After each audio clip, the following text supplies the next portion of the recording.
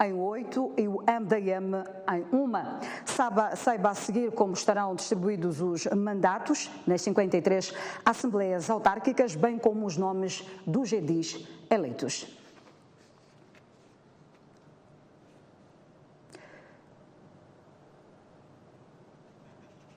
Peço então ao meu realizador para que nos dê então aqui a imagem, mesmo para a cidade da Beira. Temos Devi Simão, presidente eleito. Ele faz parte do Movimento Democrático de Moçambique, onde o MDM conseguiu arrecadar 22 mandatos, a Frelimo fica com 14 mandatos e a Renamo com 12 mandatos. O total dos mandatos são 48. Para a cidade de Chimoio, temos o presidente eleito, João Carlos Gomes Ferreira, e mesmo a Frelimo consegue ficar com 22 mandatos, a Renamo com 19 e o MDM com 1 mandato. O total dos mandatos são 42. Para a cidade de Inhambane, o presidente eleito fica mesmo Benedito Aguimino da Frelimo, onde a Frelimo conseguiu arrecadar 25 mandatos, 5 mandatos para a Renamo, 1 para o MDM. O total dos mandatos, 31. Seguimos então para a cidade de Maputo, onde o presidente eleito é Enéas Cominche, que é da Frelimo. Frelimo consegue 37 mandatos. Para a autarquia, então, a de Maputo, a Renamo fica com 24 mandatos, o MDM com 3. E o total dos mandatos é 64. Já para a cidade de Matola, Calixto Costa da Frelimo é o presidente eleito. A Frelimo consegue 29 mandatos, 28 mandatos para a Renamo, 2 mandatos para o MDM. Total dos mandatos, 59. Para a cidade de Nampula, Paulo Van Hal é o presidente eleito, ele que é da Renamo, e a Renamo consegue arrecadar 31 mandatos, 17 mandatos para a Frelimo, 3 para o MDM e temos 51 mandatos no total para a cidade de Nampula. Seguimos para a cidade de Quelimane, Manuel de Araújo, também da Renamo, é o presidente eleito. A Renamo conseguiu 24 mandatos, a Frelimo fica com 15 mandatos e o MDM com 1 mandato. Total dos mandatos, 40. Para a cidade de Tete, temos o presidente eleito, César Carvalho, onde a Frelimo conseguiu 22 mandatos, 17 mandatos para a Renamo, 1 mandato para o Movimento Democrático de Moçambique. O total dos mandatos, 40. Para a cidade de Xai-Xai, Emílio Benjamin Xavier, ele que é o presidente eleito e faz parte da Frelimo. A Frelimo consegue 32 mandatos, 5 mandatos para a Renamo, 2 mandatos para o Movimento Democrático de Moçambique. Temos total dos mandatos para a autarquia de Xai-Xai, 39. E foram estes então os resultados e damos continuidade aqui às notícias no Jornal da Noite e desta vez para dizer que a Comissão Nacional de Eleições diz que foram aprovados por consenso resultados de 48 autarquias e restantes 5 tiveram que ir à votação, tendo havido 3 abstenções, 6 votos contra e 8 votaram a favor. A Comissão Nacional de Eleições. Matola, Alto Moloco, Moatize, Monapo e Maromeu são as 5 autarquias onde a Renamo reclama a vitória e acusa os órgãos eleitorais de terem favorecido o partido Frelimo que saiu vencedor. Por isso, a validação dos resultados nessas autarquias não foi pacífica e foi preciso recorrer à votação. São aprovados por consenso os resultados da Centralização Nacional e do Apuramento Geral das 5ª Eleições Autárquicas de 10 de outubro de 2018, com exceção dos resultados referentes aos municípios de Monapo, na província de Nampula, Alto Moloque, na província da Zambésia, Moatize, na província de Tete, Marromeu, na província de Sofala, e Cidade da Matola, na província de Maputo, que foram aprovados com recurso à votação dos membros presentes. E por isso a CNE declarou a Frelimo vencedora em 44 autarquias. Na ata edital ora aprovada, foram obtidos os resultados por cada lista plurinominal fechada, com recurso à conversão dos votos em mandatos, através do sistema de representação proporcional baseado no método de Hont, e dos candidatos eleitos a presidentes dos conselhos municipais, os cabeças de listas, sendo 44 para o Partido Frelimo, 1 para o Partido Movimento Democrático de Moçambique, MDM, e 8 para o Partido Resistência Nacional Moçambicana, RENAMO, de acordo com a ata e o edital geral lavrado pela Comissão Nacional de Eleições. Apesar de considerar que, na generalidade, o escrutínio decorreu na normalidade, a CNE aponta alguns casos de violência preocupantes. A Comissão Nacional de Eleições condena e repudia todas as formas de manifestação de violência verificadas no decurso da campanha e propaganda eleitoral e após o processo de votação, independentemente do sujeito da ação. Agora os resultados seguem para o Conselho Constitucional para sua validação e proclamação. Já a mandatária do Partido Frelimo, Verónica Macamo, diz que o seu partido está satisfeito com os resultados das eleições e promete uma boa governação nas autarquias. Macamo desvaloriza a ideia de que a Frelimo viu seus votos reduzirem na maioria das autarquias. O mandatário da RENAMO denuncia fraude em 5 autarquias e congratula-se com os resultados nas 8 autarquias que o seu partido conseguiu vencer. Já o MDM promete avaliar cada situação dos municípios onde o seu voto será decisivo. Eu não estou muito em crer. Não sei se pegou mesmo em termos de detalhe para ver qual foi a redução. Eu acho que há situações diferentes. Por exemplo, temos autarquias em que os assentos subiram e se a pessoa não olhar assim com muito pormenor é capaz de pensar que houve, por exemplo, redução. Vamos pensar, por exemplo, Gaza, não é?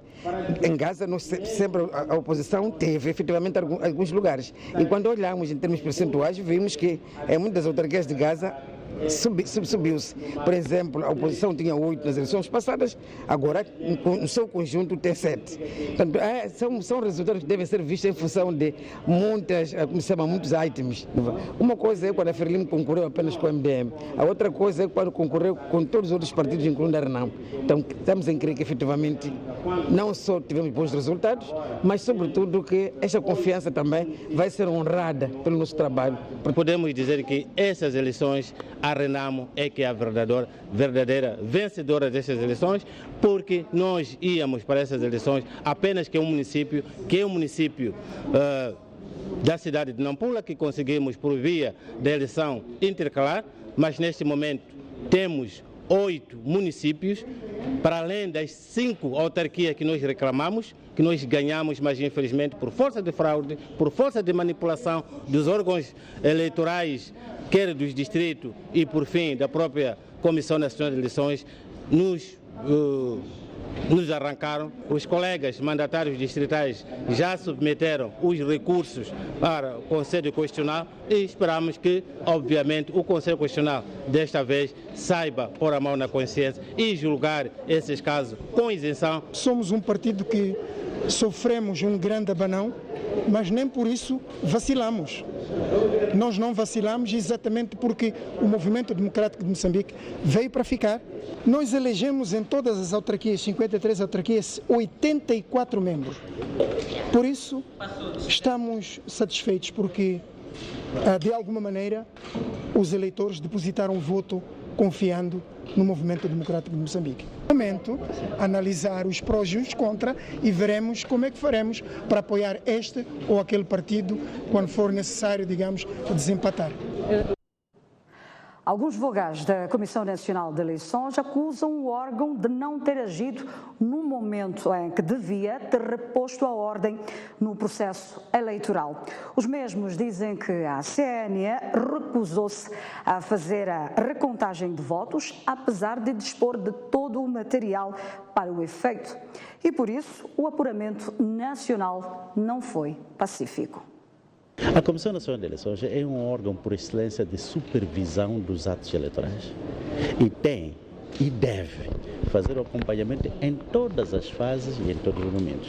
Mas a Comissão Nacional de Eleições eximiu-se dessa sua responsabilidade, tendo ficado inerte durante 13 dias, portanto de 10 a 13 sem fazer nenhuma atividade. Acontece que havia relatos por todos os sítios de irregularidades que estavam a acontecer, das atrocidades que estavam a acontecer, e a Comissão Nacional de Eleições ficou impávida e serena, sem poder se mexer, justamente porque a planificação não fez para acompanhar todos os momentos. Ora, isto acabou influindo nos resultados finais, porque nós, da Comissão Nacional de Eleições, queríamos ver e tirar a limpo tudo aquilo que constituía preocupações ou algumas dúvidas. E nós tínhamos os editais ali na Comissão Nacional de Eleições.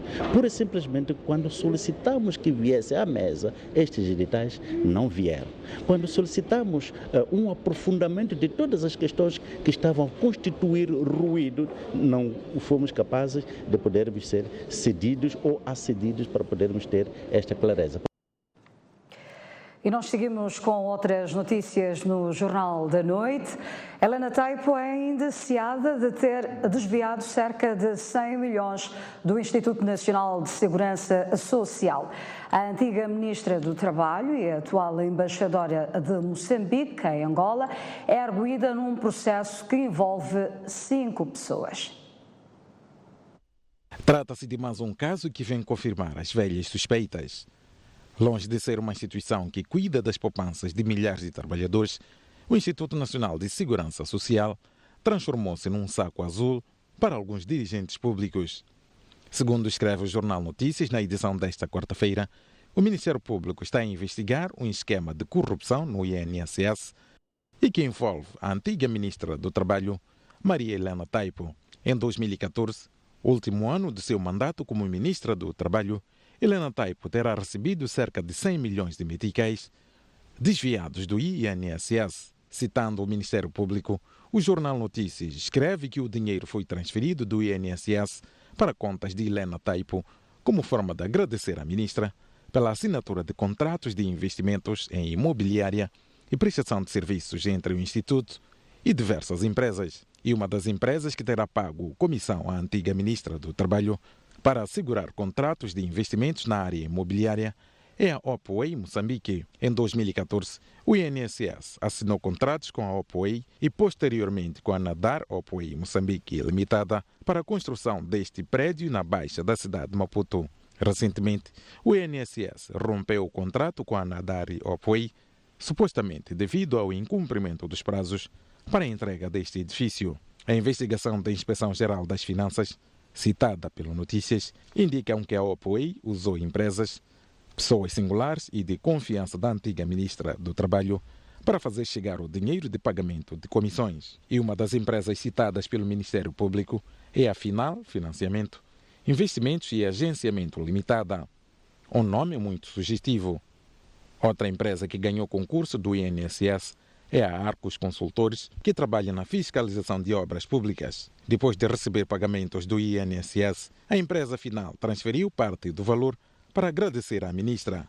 A Calmac Limitada também é citada no processo como tendo emitido cheques para intermediários que, após receberem o valor, trataram de efetuar transferências para contas tituladas pela antiga governante. A lista de empresas que pagavam luvas a Helena Taipo inclui a académica Magic Impressão Gráfica, uma sociedade unipessoal de Nampula. Esta empresa ganhou um concurso para a prestação de serviços ao INSS e, para não fugir à lógica, também transferiu uma gratificação à antiga Ministra do Trabalho.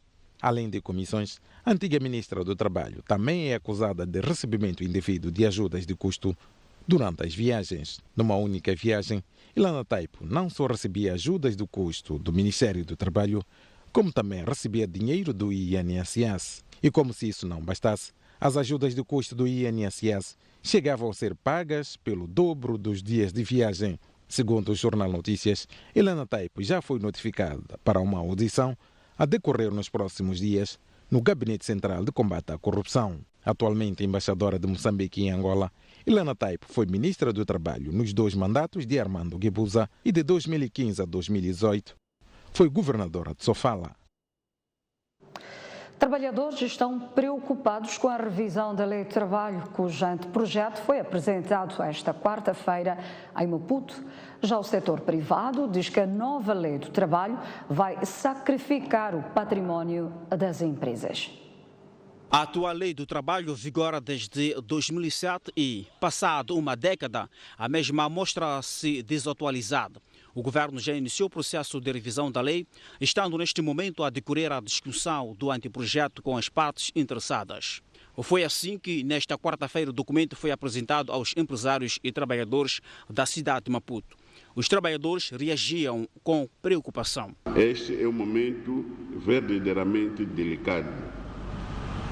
Assim, para o movimento sindical, a melhor estratégia de dissipar a apreensão dos trabalhadores é levar a cabo uma revisão da lei de forma justa e transparente, onde os direitos de cada hora conquistados não sejam beliscadas. O patronato defende que a nova lei deve ser esclarecedora, equilibrada e flexível. E uma das formas de torná-la flexível é aliviando as duras regras contra a contratação de mão de obra estrangeira.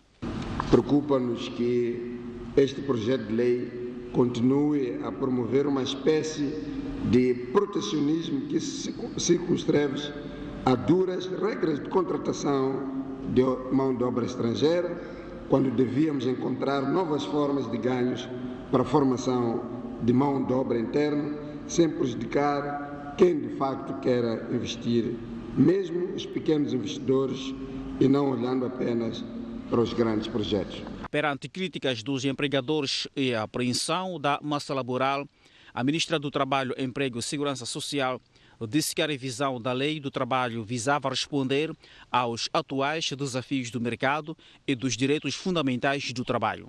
Acresce-se a necessidade de nos ajustarmos como país membro às dinâmicas da Organização Internacional do Trabalho, órgão que anualmente, fruto da partilha de experiências dos seus países membros, adota ou reajusta as normas internacionais do trabalho para que respondam efetivamente ao ideal que norteou a sua fundação, o respeito pelos direitos fundamentais no trabalho. Com 145 páginas, o anteprojeto da revisão da Lei do Trabalho, que deverá ser apreciado nos próximos dias pelo Comitê Consultivo do Trabalho, antes de ser submetida ao Conselho de Ministros e, posteriormente, à Assembleia da República para a sua aprovação. O antigo ministro da Juventude e Desportos apela aos jovens a investir no aperfeiçoamento das suas capacidades, ao invés de distribuírem currículos pelas instituições. Nkuntu Mula falava numa palestra para graduados e graduandos do Instituto Superior de Ciências e Tecnologia, Alberto Chipante. Distribuí também currículos, muitos currículos, todos os currículos distribuí, não fui chamado por nenhuma das instituições. Eu distribuí e recebi vários não. É para evitar situações como estas que Alberto Nkuntu Mula foi dizer aos graduados e graduandos do ISCTAC, que passou para a história o tempo em que um diploma universitário era sinônimo de emprego. Hoje, os jovens devem investir em habilidades e mostrá-las a potenciais empregadores e financiadores. Eu tive que investir em mim mesmo para tornar-me uma pessoa de valor. Portanto, já não estava a investir no emprego, na procura de sucesso, mas estava em procura de ter valor que atraísse as pessoas. E foi com base nisso, foi com base no esforço que fiz, e eu e muitos colegas meus fizemos quando saímos da faculdade, tentamos investir o máximo nas nossas capacidades, e só foi assim que conseguimos vender a nossa imagem, conseguimos vender as nossas capacidades e fomos absorvidos pelo mercado de emprego. Isso foi o que Ludovina Seifan fez, juntando-se a outros colegas cansados de distribuir currículos pelo país fora e criando uma empresa que hoje desenha projetos, faz pesquisas e organiza palestras. É preciso o jovem descobrir as suas habilidades, perseguir sempre os seus sonhos, correr riscos, porque um jovem empreendedor deve correr riscos. Para os organizadores, estas palestras potenciam os jovens para enfrentar o mercado de emprego cada vez mais exigente. Uma vez que o nosso mercado está muito renhido e muito seletivo, então nós precisamos dar resposta a nossos estudantes para que saiam com uma bagagem. Foram oradores ainda nesta palestra a empreendedora Modi Maleani, entre outros. O novo mercado municipal da Ponta Géia reabriu esta terça-feira ao público. A abertura não foi pacífica, tendo em conta que alguns antigos vendedores do mercado não foram atribuídos nenhuma mercearia, apesar de terem licenças para o exercício da atividade no local. Uma parte das vendedeiras do mercado municipal da Ponta Géia, ora Mercado Municipal, na sequência da sua reabilitação, ampliação e modernização, estão zangadas com o Conselho Municipal da Beira pelo fato de não terem sido atribuídas nenhuma mercearia após a reabertura do mercado. As mesmas, que durante décadas exerceram as suas atividades neste local, alegam que foram injustiçadas, uma vez que depois da reabertura, no início desta semana, algumas vendedeiras, mesmo possuindo licenças, não foram atribuídas nenhuma mercearia. A justificação vem da parte da vereadora Luísa, por vez ela diz que perdeu a lista. Depois vem da parte do diretor dos mercados, Dr. Joaquim, ele também diz que não sabe, mas o presidente sabe e falou com o chefe do mercado a pedir para anotar o nome das pessoas que tinham e que ordenou que entregasse as chaves. Agora não sei o que está acontecendo que esses outros, as pessoas que o presidente do município delegou para tratar deste assunto e não estão a cumprir o seu trabalho. A senhora Florinda Samuel vende no mercado da Ponta Géia há 26 anos. É uma das vendedeiras que ficou sem mercearia. Opa, eu até aqui não estou a saber, porque mesmo quando eles começaram a dar os números, começaram do número 14, do número 1 até 13, nós não sabemos quem ocupou esses números. Por isso nós estamos a reivindicar o nosso direito. As vendedeiras garantem que seguirão este caso até as últimas consequências. Caso vamos levar a revelia, aquele que nós soubermos que está a levar aqui alguma loja que nunca exerceu nenhuma atividade neste mercado, nós vamos atuar. Cada um já escolheu a sua porta. Eu já escolhi minha porta, que é número 1. Que eles disseram que é infraestruturas. Aqui nunca houve infraestruturas. Nós não estamos a reclamar coisas de cima que eles façam o que quiserem. Mas aqui embaixo o presidente disse que seriam mercearias. O Conselho Municipal da Beira garante que não injustiçou a ninguém e considera de má fé a atitude das vendedeiras em causa. Joaquim Manuel, diretor de mercados e feiras, garantiu que já reuniu com as visadas e deixou ficar claro que, neste momento, o município está apenas a fazer entrega de mercearias e que todos aqueles que tinham casas de pasto, que é o caso das vendedeiras em causa, terão de aguardar até que sejam concluídas as infraestruturas dentro de 6 meses. Ainda vai decorrer obra de quiosque. Agora que estamos à espera dos técnicos nos entregar a planta, para depois já programarmos quando que a gente pode iniciar com as obras. O procurador-chefe de Meluco, em Cabo Delgado, é acusado de ter violado sexualmente 2 raparigas e ter-se apoderado de 90 meticais de uma das vítimas. A acusação foi confirmada pela polícia, que ainda continua a investigar o caso.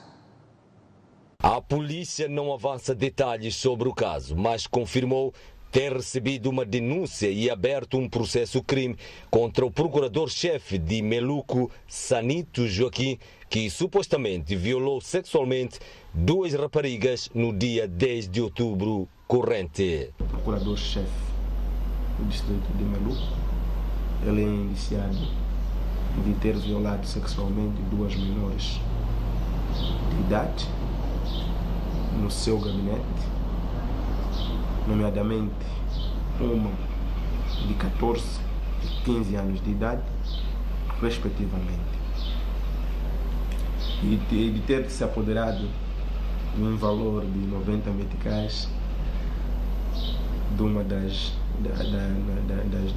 vítimas. Entretanto, apesar da denúncia feita pelos pais de uma das vítimas, a polícia continua a investigar o caso para apurar a veracidade dos factos e consequente responsabilização criminal do procurador de Meluco. Estamos a fazer um trabalho com ele, o procurador-chefe, com a família, para para esclarecer, para o esclarecimento e a consequente responsabilização.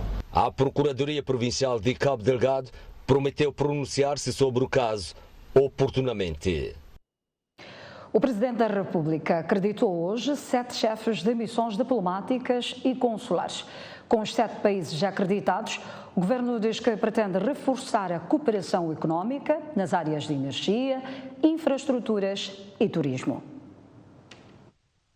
Trata-se de embaixadores de Lituânia, Polônia, Bielorrússia, Chile, Benin, Etiópia e do Reino da Bélgica. Falando à imprensa momentos depois da cerimônia de acreditação dos embaixadores, o ministro dos Negócios Estrangeiros e Cooperação disse que o ato representa a consolidação das relações de amizade entre Moçambique e os 7 países. A tônica que foi abordada neste processo com estes novos chefes das missões diplomáticas e consulares foi, por um lado, do reforço das relações político-diplomáticas entre Moçambique e os países hoje acreditados e também foi feita ênfase à cooperação econômica com base na plataforma adotada neste novo ciclo de governação pelo nosso governo, a agroindústria, as infraestruturas,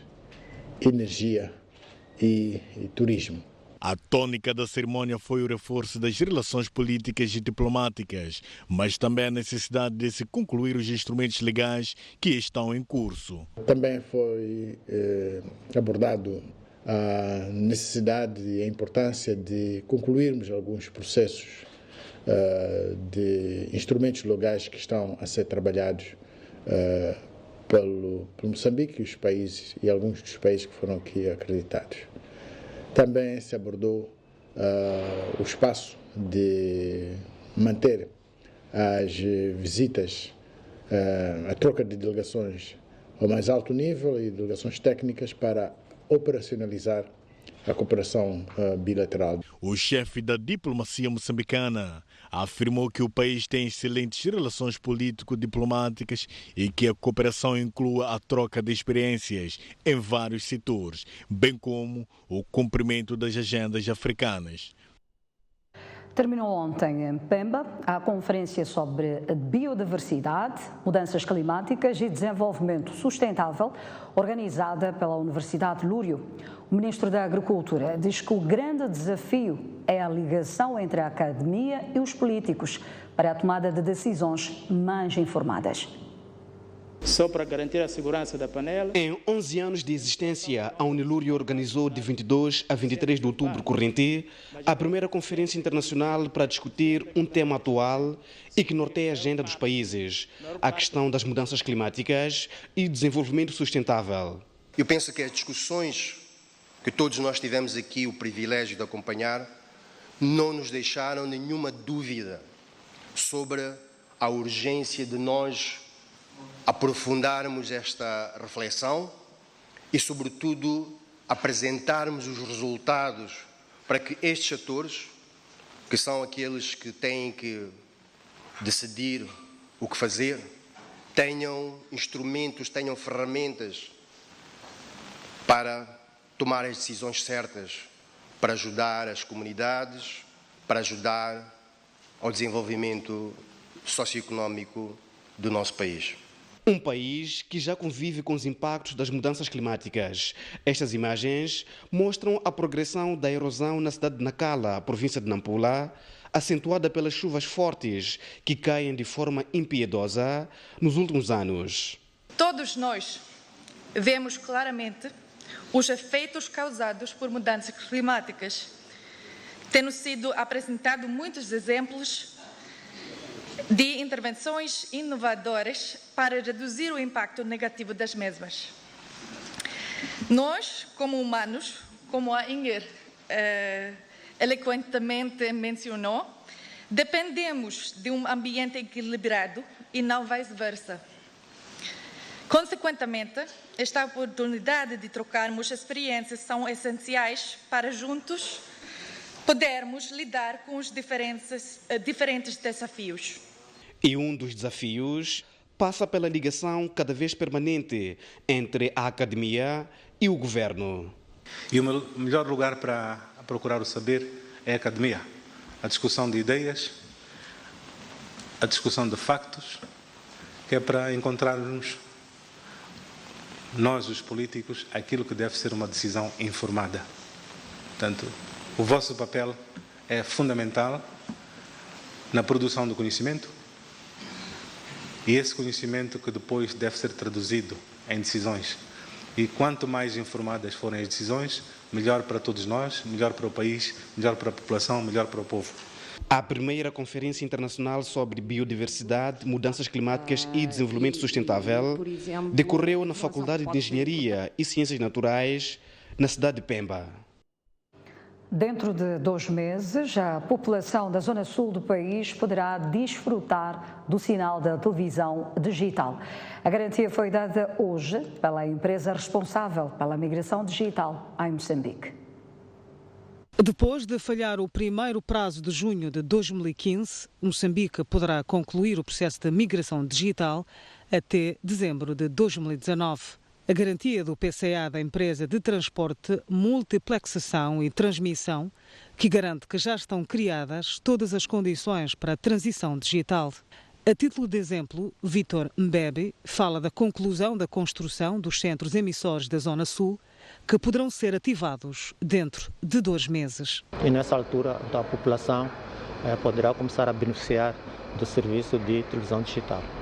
Quanto aos restantes centros emissores da Zona Norte, também estão em implementação e contamos que até princípios do próximo ano, 60 centros emissores possam estar concluídos. Sobre os custos de descodificadores que a população deverá comprar para ter acesso ao sinal da televisão digital, o PCA da TMT garante que os preços serão razoáveis. Nós estamos a pensar num preço de 1.200 meticais, que é um preço bastante acessível, abaixo inclusive do custo do próprio decoder e também é o mais baixo do mercado.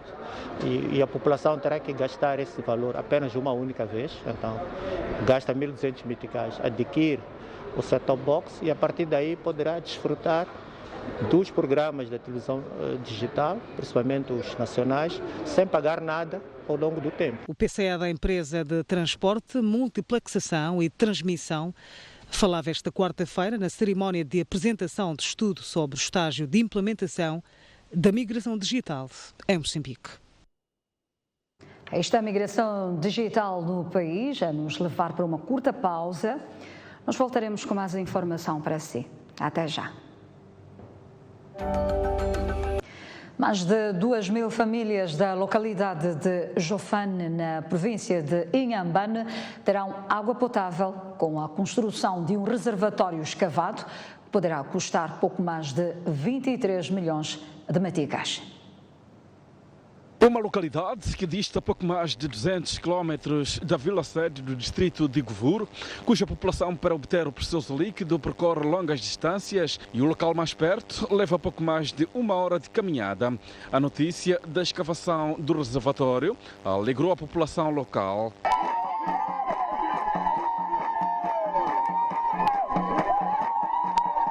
Onde eu vivo, quando o rio Save está cheio, não consigo tirar água. A água está muito suja. Eu saio às 7 horas, chego lá 8. Sim, volto em casa 9 horas. Esse projeto que a água há de ter um pouco perto. Estou feliz. No âmbito do projeto Para a Vida, recentemente inaugurado pelo Presidente da República no norte do país, esta terça-feira, a Arasul, a entidade patrona deste projeto, e o governo provincial deslocaram-se ao distrito de Govur, posto administrativo de Jofane, onde o secretário permanente provincial procedeu com o lançamento da primeira pedra para a construção deste reservatório escavado com 90 por 45 metros, cuja profundidade é de 7 metros, que poderá beneficiar pouco mais de 2.000 famílias residentes neste posto administrativo. Um reservatório que possa conservar-se em torno de 35 mil litros de água e que essa água vai beneficiar a população local e também prevê, portanto, a construção de um bebedouro esse bebedouro é para servir, portanto, o gado. A Administração Regional de Águas do Sul, assim como o Governo Provincial, consideraram que o projeto em vigor foi uma das formas encontradas para responder à problemática da seca que tem assolado sobremaneira a região norte de Inhambane. Em Inhambane são 5 distritos contemplados, estamos agora em Govuro, temos o Funhalouro, temos Mabote, temos Massinga, temos o Amuine, que são também, portanto, distritos que vão receber uma infraestrutura do género, que também são ciclicamente afetadas pelos problemas de estiagem prolongada. Acreditamos nós que este programa que está sendo implementado através da Arasul, aqui na nossa província, sem dúvida, vai reduzir as distâncias e, consequentemente, minorar o sofrimento da nossa população. Com a implantação daquela infraestrutura, poderá aliviar-se o sofrimento da população que via-se obrigada a coletar as águas pluviais estagnadas ao longo das vias de acesso. Olhamos agora o desporto, onde Carlos Manuel dirigiu hoje o primeiro treino como técnico principal do Ferroviário de Maputo, depois da saída de Nelson Santos.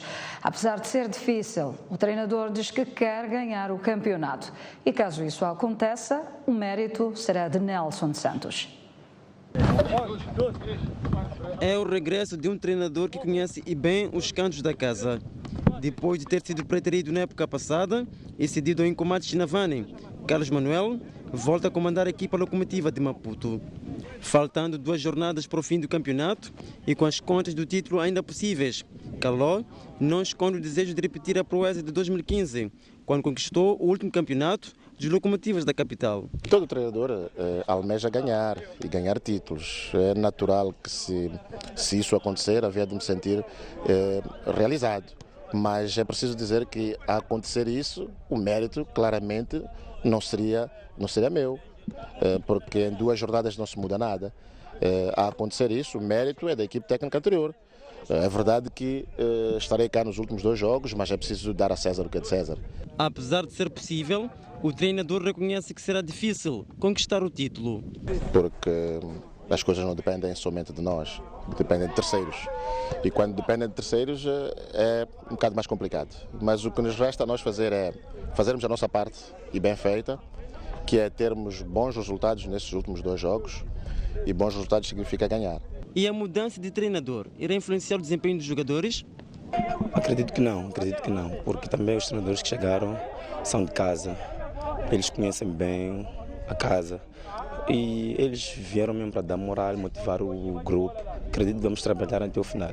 Porque a União Desportiva de Songo precisa de apenas um empate para conquistar o bicampeonato, os jogadores locomotivas não pensam em mais nada, senão... Daqui ao desse perca o jogo lá e a gente consegue os 3 pontos na beira para poder realizar, como dizer, poder pôr o título ainda em jogo. Está difícil até agora, mas acredito que tudo é possível. Faltam 2 jornadas, são 6 pontos e vamos lutar a batalha. Até o final do campeonato vamos fazer as contas. Assim vão rezar para o UDS perder o próximo jogo? Diria que sim, queremos ser campeões.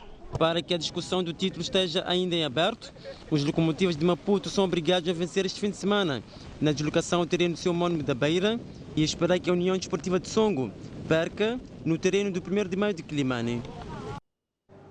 Ferroviário da Beira empatou esta tarde a 0 bolas frente ao Desportivo de Nacala, no Caldeirão do Chivev, numa partida de acerto de calendário. O Ferroviário da Beira dominou esta partida de acerto de calendário da 25ª jornada, desde o início da partida até o apito para o intervalo, mas não aproveitou o domínio do jogo para marcar golos. O Desportivo de Nacala soube defender-se muito bem e fez o seu jogo tirando todas as jogadas ofensivas dos locomotivas. No início da segunda parte, o Desportivo de Nacala foi relativamente mais ousado, o que ditou o equilíbrio da partida. Contudo, gradualmente, os locomotivas de Chivev retomaram a sua supremacia, mas tal como na primeira parte, não conseguiram introduzir a bola na baliza contrária. Para o Desportivo de Nacala, o resultado foi positivo. Respeitamos o Ferroviário da Beira com muita humildade. Temos que jogar o futebol. O Ferroviário da Beira é uma equipe muito grande, bem treinada, joga muito bem. Temos que se fechar para não deixar ele criar as linhas de passe. Mas aí a estratégia acabou valendo e o resultado foi positivo. mas foi um bom ponto conseguido fora, com muito sacrifício, de louvar os meus atletas e continuar a trabalhar para conseguirmos a manutenção que são os objetivos do clube. O treinador do Ferroviário da Beira criticou a forma defensiva como a equipa de Nacala jogou. Tentamos de todas as formas. É evidente, eles sempre lá atrás, com 11, com 2 autocarros fechados, é evidente que é difícil. E depois a equipa começou, nesta parte final, a acusar a não obtenção do golo e começou a jogar precipitadamente. E foi isso que aconteceu. Aí está a Moçambola 2018. Vamos fazer mais uma curta pausa no Jornal da Noite. Mas antes, já a previsão do tempo para as próximas 24 horas. Para a Zona Sul, Maputo poderá registrar uma temperatura máxima de 31 graus e uma mínima de 17. Para Seixais, espera-se uma temperatura máxima de 27 graus e uma mínima de 15. Para Inhambane, espera-se uma temperatura máxima de 28 graus e uma mínima de 21. Para a zona centro do país, Beira poderá registrar uma temperatura máxima de 29 graus e uma mínima de 22. Para Chimoio, espera-se uma temperatura máxima de 27 graus e uma mínima de 13. Tete, com 33 graus de máxima, 18 de mínima. Climane poderá registrar uma temperatura máxima de 30 graus e uma mínima de 18. Já para a zona norte do país, para Nampula, espera-se uma temperatura máxima de 30 graus e uma mínima de 18. Pemba poderá registrar uma temperatura máxima de 29 graus e uma mínima de 21. Para Lexinga, espera-se uma temperatura máxima de 26 graus e uma mínima de 12. Já sabe, espero por si, logo após o intervalo. Até já. Esta previsão do tempo é-lhe oferecida pela Indico Seguros.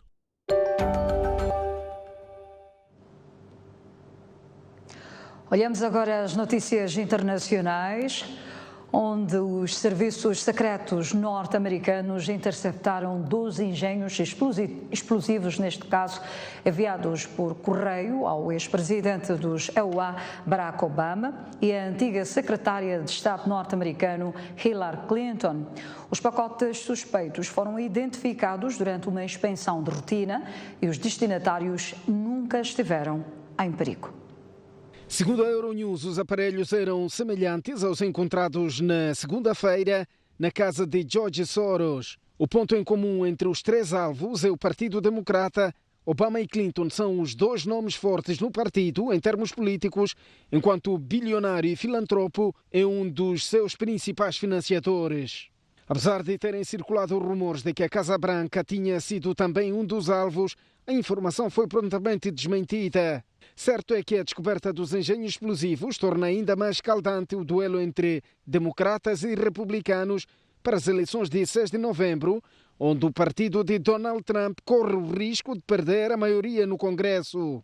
O ambiente de guerrilha política deixou os Estados Unidos em alerta máximo e o edifício da Time Warner, em Nova York, também foi evacuado esta quarta-feira, devido à existência de um pacote suspeito entre a correspondência.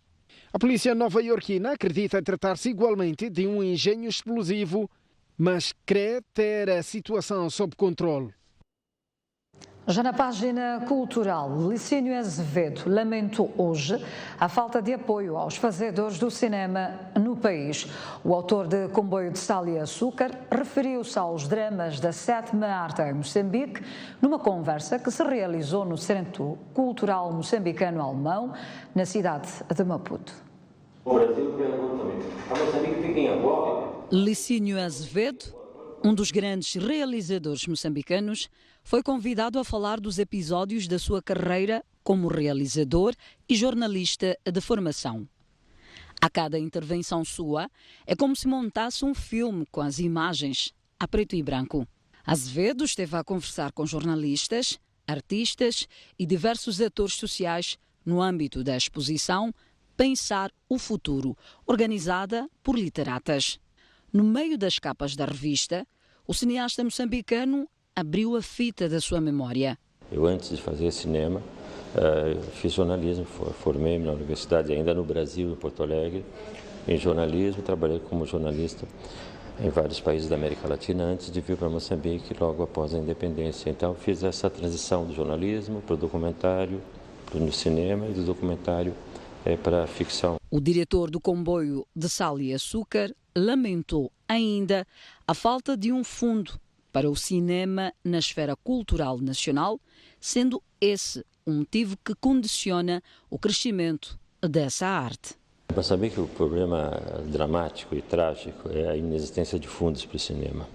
Não é? Nós temos, por exemplo, muitos jovens que querem fazer cinema, alguns com bastante talento, e alguns já com formação, formam-se. Tem a escola, o ISARC, né? Escola de cinema, tem aqui na Eduardo Mondlane também um curso. Mas depois saindo dali não tem condições de começar a carreira, porque não há possibilidades. Por sua vez, o diretor da revista Literatas, Eduardo Kiv, disse que conversar com uma mente aberta como Licínio Azevedo é, sem dúvidas, uma maneira de pensar o futuro do cinema nacional. O objetivo é colocar o público a dialogar com aquilo que geralmente vê à distância. Os cineastas geralmente não são eles as celebridades. As celebridades são os atores, é todo um cenário que está dentro de um filme. Então, colocar Licínio Azevedo, por exemplo, e jornalistas a dialogarem, para nós é uma coisa interessante. Licínio Azevedo é realizador e escritor. Mãos de Barro, O Grande Bazar, Hóspedes da Noite, Virgem Margarida e Comboio de Sal e Açúcar são algumas das produções. E nós ficamos por aqui. Grata pelo carinho da sua audiência. Até amanhã. Boa noite.